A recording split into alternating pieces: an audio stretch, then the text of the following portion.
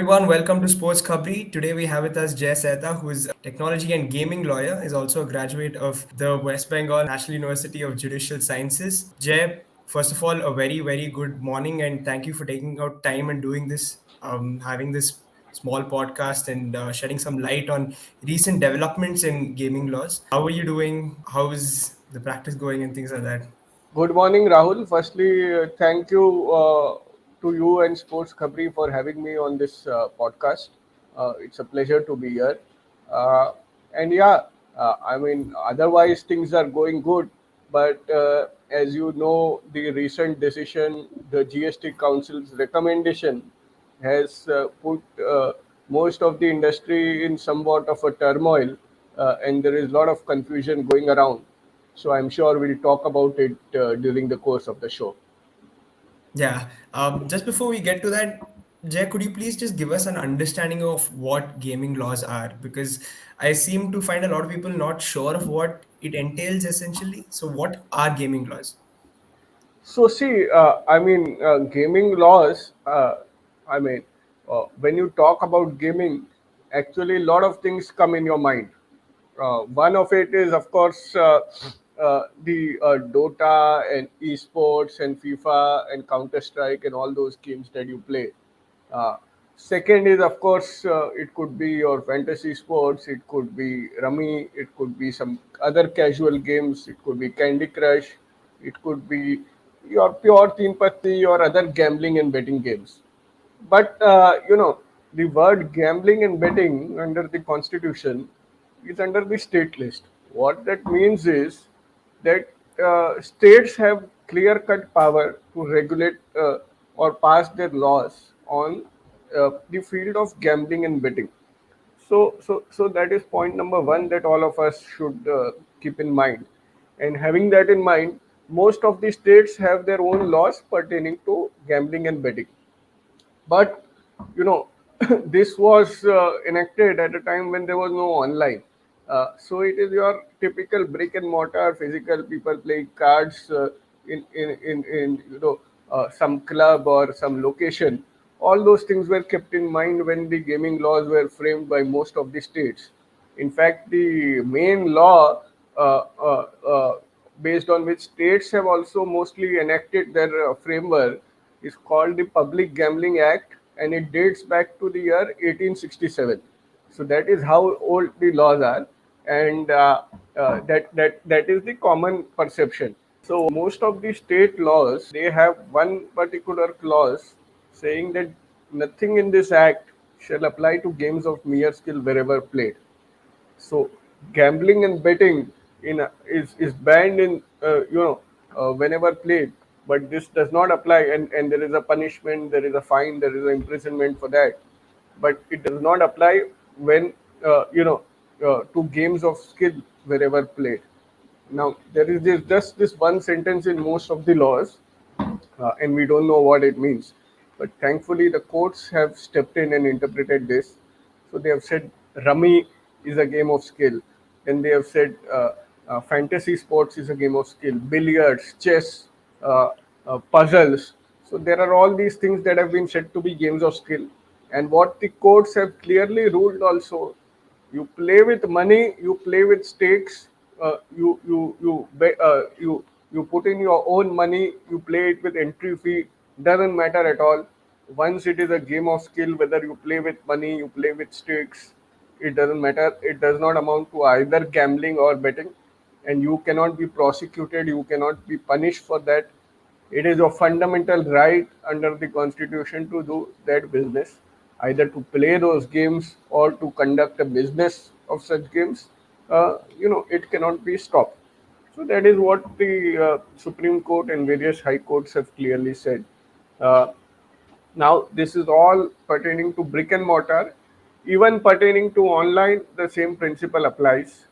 However, uh, while this has been accepted to be a state subject, and states are forming these laws on gambling and betting, recently the central government has also tried to step in. They have framed certain rules under the Information Technology Act to regulate online gaming intermediaries. They have prescribed certain do's and don'ts. uh, they are in the process of forming self-regulatory bodies to regulate these online real money gaming RMG ecosystem, the real money gaming platforms. So we'll have to see how that plays out ultimately. These are early days. A lot of these matters are also pending in courts, whether this is a state subject, whether center can step in, uh, what kind of games of skill can exactly be permitted, whether they can be permitted online for money. A lot of these issues are pending in the Supreme Court and different high courts as well. So it is a bit of an evolving situation, but we'll have to wait and see how that plays out. But as of today, the situation in one thing is clear: skill based games, whether played online or offline, you can put your own money, stake your own money, wager your own money, play it with an entry fee. It doesn't matter.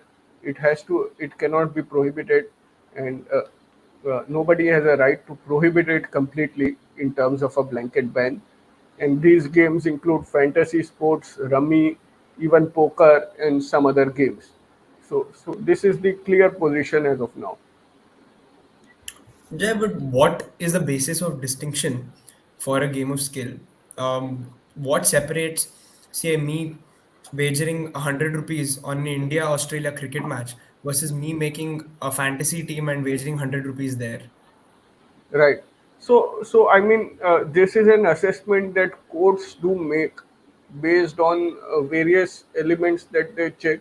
Uh, there has to be substantial and preponderant degree of skill in whatever activity you do. That is what courts have held. So, you know, it could be your mental agility, it could be your statistical knowledge, it could be, picking teams and memorizing things. Analytical abilities. Uh, so all these are factors that are considered on a case by case basis by courts to rule whether a game is a game of skill or not. For example, in the game of Rummy, the court said it is not just by chance that whatever 13 cards you get and that's it, that decides the outcome. You have to pick cards. You have to memorize which cards are falling down. If you have played the game of Rummy, those of you who have played, you know, then you have to make sequences, arrange the cards in sequences. All those require your analysis, memory, uh, uh, knowledge, experience, reading what the other player is doing, anticipating all of that. So all that requires skill. For fantasy sports, same thing. You have to assess the weather conditions. You have to assess the pitch. You have to assess the historical and statistical background of the player who has played on that particular pitch, the teams who have played on that particular pitch, uh, the form of the players. Uh, you know which player is good in that particular condition against that particular team. Uh, all those things you have to analyze. Then there is budget involved. 100 points of which you have to make the team. You have to select captain and vice captain. You have to do all those things. This requires skill. That is what the court has said. When you come to poker, for example, again you have to understand the pairs or the sequences or the order of the ranking of the hands. Then you have to see the math based on the which the cards are falling on the table. Your flop, turn, and river, the house cards. Then you have to read the opponent and see, guess what he has. So there is game theory and math involved over there also, based on the patterns of how he is betting. So all these things require considerable skill, is what courts have ruled so far.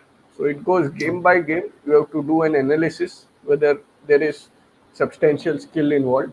There are other kind of tests or empirical evidence also you can use.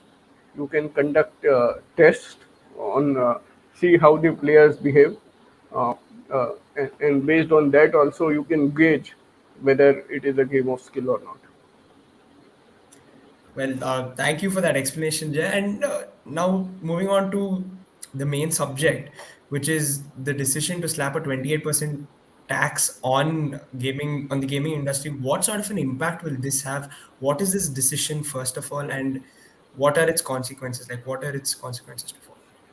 See, so again, going back a little bit to this game of skill and game of chance, right? Now, this same concept, that game of skill does not amount to gambling and betting, as it has been applicable to the state criminal laws. The same concept is applicable to the GST laws so far. So what has happened is GST department has been contesting in case of online rummy and fantasy and other kind of online real money games, that you are not games of skill. What you are doing is purely gambling and betting, and you have to pay 28% on the full face value of bets, on the full value. That is what GST department has been demanding for. And they did that in the case of a company called Gamescraft, which runs Rummy Culture. It runs GameC. It's a gaming company which runs a few online gaming platforms. And they said, you have to pay 28% every time a person makes a bet or an entry fee into a game. So you have to pay 28% on the whole thing. And from 2018 to 22, they calculated the figure as 21,000 crores. And they asked Gamescraft to pay 21,000 crores, which is 5 or 6 times its turnover. That is what the GST department demanded. Gamescraft, of course, said, this is not fair, this is arbitrary, and we are going to contest this. So they went to the Karnataka High Court, saying the same things that I have said earlier, that it's a game of skill. It has been recognized by courts. Rummy, there is no doubt.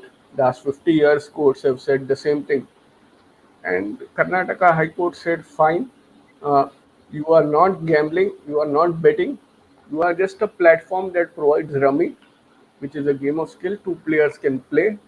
You just take a small commission or a platform fee out of the whole thing, and what you are paying is fine. You are paying a 18% as a platform provider, as a service provider, on your commission or platform fee that you are charging. And the 21,000 crore that the department is asking you for, it is baseless. You don't need to pay that. The show cause notice is quashed. So we have to understand that these online real money gaming providers, they are paying 18% on the platform fee so far. They have been paying 18% on the platform fee so far. So GST Council, which consists of the central government and ministers from all 28 states, they were also looking at this issue. They had formed a small committee called Group of Ministers to look at this issue. So group of ministers also looked at this issue, and they made certain recommendations. There was difference in views between many states in that. I won't go into the details. But on 11th July, GST Council met for the 50th time in its history, and they took a decision after discussion for 4 hours. They agreed with what the department had said and not what Gamescraft said. What department had said, that these online real money gaming platforms, whether they are game of skill or chance, we don't care. We are not going into the whole thing. You have to pay 28% on the full value, or the full bet value, or the entry fee, uh, uh, uh, you know, uh, for this whatever activity you run, in terms of when there is taking of money by any user. So that is what the GST Council has recommended. Now, two or three things over here. Firstly, this is a recommendation of the GST Council. What that means is that the Parliament and all the state legislatures have to pass a bill, have to pass a law amending the GST Act, and only after all the states and the Parliament passes the law, this particular change or this particular provision will be brought into force, will be enforced. So this is not applicable as of today. It can take months or a long time for this to come into the picture. It's not applicable as of today. That is number one. Secondly, so we don't know how this will play out. It is a recommendation at this stage. What will happen in terms of following or implementing this recommendation, we will have to wait and watch. uh, Secondly, it is still not 100% clear whether this 28%, so online gaming, when you play in these platforms, you have to first make a deposit, and then the money is added in your closed wallet, and after that you can use it to play whatever games or contest you want to play. So it is not 100% clear now whether this will be applicable at the stage when you make a deposit into your wallet, or it will be applicable every time you enter a separate contest. So that is something that we still wait clarity on these issues, the implementation, the method in which this 28% will be implemented. There will be difference in calculation on these two. Whether first time you are making the deposit, you are paying 28%, then there will still be slightly lesser burden than each time you are entering a contest. Assuming it is each time entering you are entering your contest, uh, now the impact. Let us say you are entering with 100 rupees. Straight away, your value becomes 78, because 28% on 78 will be 100. So, what from the gamers or the players' perspective, 28 and 28, 56% goes from the price pool. And secondly, platforms charge between 5 to 20%, assuming it is 10%. So 66% of the total pool, total amount that you are placing goes away straight away. So you are left with only 30%, 33%. So so it is a huge shock and huge reduction in terms of what the player can earn or make or win out of the whole situation. So, if and when this is implemented, it will be a huge setback for all the users, and it will be difficult to engage with these platforms and make money or win anything from these platforms. Even after winning, uh, you know, a user may end up losing because he will get only 33% or even lesser back. And then, coming to your point, even on that 33% winning, he has to pay 30% income tax. So that means 30% of 33%. So 10% goes away. So he gets only 20% of the pool is remaining. Yeah, already, like you mentioned, there is already a 30% tax on winnings as well. Correct. If should this recommendation see the light of day, do you see anybody taking part in these online gaming platforms at all? Is it a possibility at all? See now on that 30%, there's one clarity. Uh, Government of India and the income tax department gave an important clarity in the budget in February this year, and that was implemented through rules also. That this winnings is only on net winnings at the end of the year, minus the deposit, minus whatever you have lost earlier. So there is a whole computation given by the income tax department. So that is a bit of a relief, to be honest. That it's not on the full value, at least in terms of net winnings. But still, whatever net amount you make, you have to pay 30%, and it is actually not 30% plus your surcharge plus your cess. In case you are in the higher bracket, then there is a higher surcharge also. So it could even be 35-40% income tax that you have to pay. So that is there. But coming to your question, whether any players would like to play after this kind of a tax, now you see, every game and every format is a little bit different. In poker or rummy, for example, normally in the tables you play only among 5 or 6 people. In that 28% goes plus your platform fee, your commission, and your income tax. Hardly anything. I mean, it doesn't make sense to play. Your poker also you can play with 9 people maybe in your normal table. That also doesn't make much sense. Uh, but in these games, larger tournaments, you may still get something in your hand. You know, if you are playing competing with 1,000 people, then the pool is large enough. Even with this 28, your income tax, your platform fee, everything else, you may still get a little bit in your hand. Although in the long term, it will be very difficult to make a profit for all these gamers. In case of fantasy, some of these platforms like Dream 11, My 11 Circle, or some of these platforms have crores of users. In that, uh, the prize pool is crores of rupees only in some leagues. There are other leagues over there also which are head to head. You play with 5 people, you play with 10 people, you play with 20 people. But there are some leagues where you play with 10,000 people and the prize is in crores. Over there, 28% you pay income tax, you pay everything. Still, you will get something in your hand. So over there, it makes there is some value for the users. But so it depends on the contest, it depends on the format. But I will still go ahead and say that 90% of the formats or 90% of the games won't be viable with this kind of attacks. Yeah. Jay, just one final question before I let you go, away from the whole tax situation. Do you ever see betting websites getting legalized in India? Because, to my understanding, when I place a bet on, say, an India versus Australia cricket match, I still need to consider all the factors that I would consider in a fantasy game.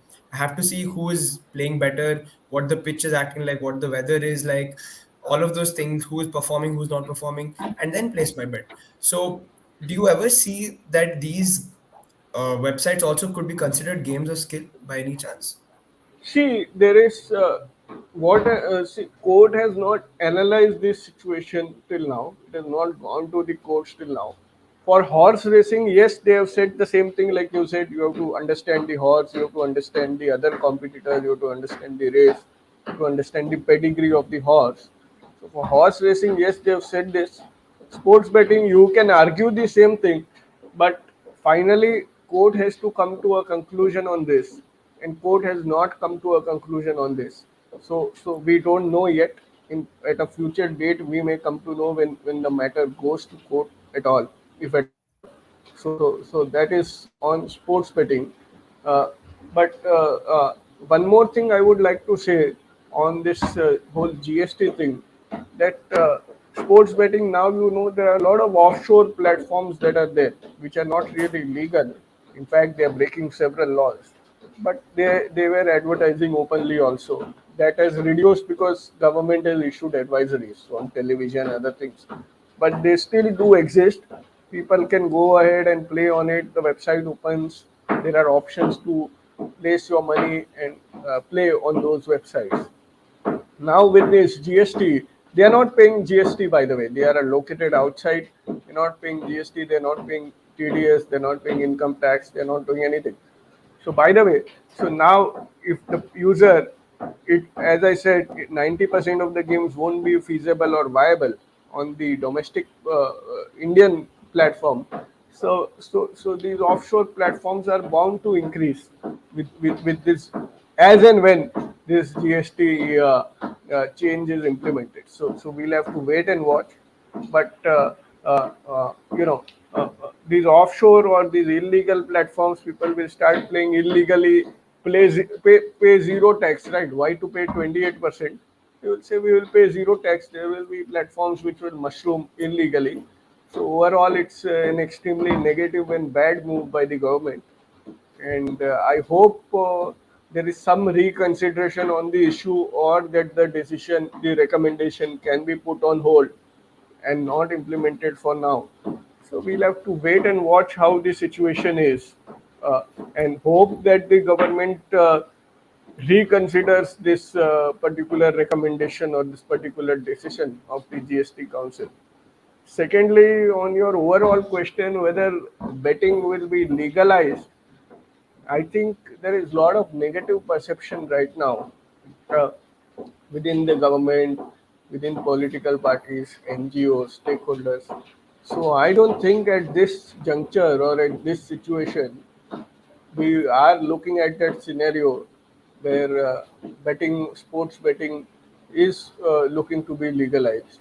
And another thing, with this 28% GST, legalization also doesn't make sense. Why would anyone operate legally, paying this kind of a tax on every bet? So as of now, we are not in that situation where this will be looked at. Although personally, I believe it should be legalized, and it has benefits. The whole thing comes in the mainstream economy. Other sports content creators and other sports industry benefits, tax, employment. So there are a lot of positive benefits of the whole thing, but as of now, in the current scenario, I don't see that we are ready for it as a society. Government, I don't think all the stakeholders are not ready for it. So as of now, I don't think that situation, or we are looking at that scenario.